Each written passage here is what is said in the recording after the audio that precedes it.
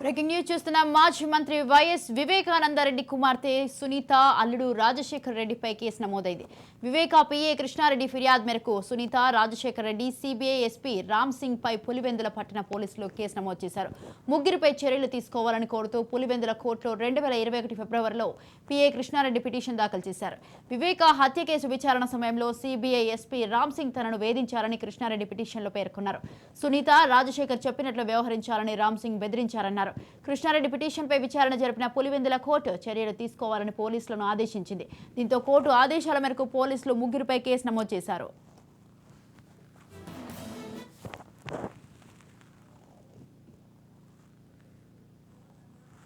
మాజీ మంత్రి వివేకానందరెడ్డి హత్య కేసులో కొత్త మలుపు తిరిగింది. వివేక కుమార్తె సునీత, ఆమె భర్త రాజశేఖర్ రెడ్డి కేసు దర్యాప్తు చేపట్టిన సిబిఐ ఎస్పీ రామ్ సింగ్ పై పులివెందుల పోలీసులు కేసు నమోదు చేయడం జరిగింది. రైట్, ఇక ఈ విషయంపై మరింత సమాచారాన్ని అందించడానికి మా ప్రతినిధి సుధాకర్ ఫోన్ లైన్లో ఉన్నారు. సుదర్శన్ చెప్పండి.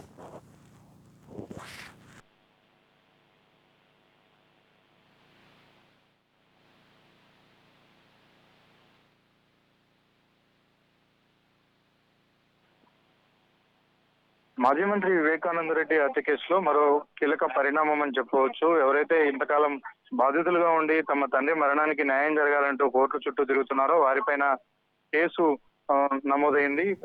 వివేక కూతురు సునీతతో పాటు ఆయన అల్లుడు రాజశేఖర్, అలాగే గతంలో ఈ సిబిఐ తరఫున విచారణ అధికారిగా ఉన్నటువంటి రామ్ సింగ్, ముగ్గురు పైన పులివెందుల పోలీసులు కేసు నమోదు చేశారు. అయితే దీనికి సంబంధించి పులివెందుల పిఏ కృష్ణారెడ్డి గతంలో వీరిపైన ఆరోపణలు చేశారు.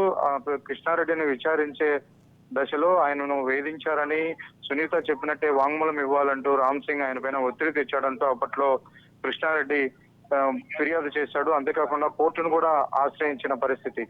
ఆ సమయంలో 2021 ఫిబ్రవరిలో కోర్టును వివేక పిఏ కృష్ణారెడ్డి ఆశ్రయిస్తే దానిపైన పూర్వపరాలు పరిశీలించినటువంటి కోర్టు 2 రోజుల ముందు ఆదేశాలు ఇచ్చింది. ఆ ఆదేశాల ప్రకారమే పులివెందుల పోలీసులు వీరి ముగ్గురు పైన కేసు నమోదు చేశారు. అయితే ఇది ఎక్కడ బయటికి రాకుండా పోలీసులు గుట్టుచప్పుడు కాకుండా విచారణ చేస్తున్నారు. అయితే వీరి ముగ్గురిని విచారణకు పిలిచి ఈ కేసులో పురోగతి కనపరుస్తారా, లేకంటే తర్వాత ఎలాంటి పరిణామాలు జరగబోతున్నాయి అన్నది ఇప్పుడు ఆసక్తికరంగా మారింది.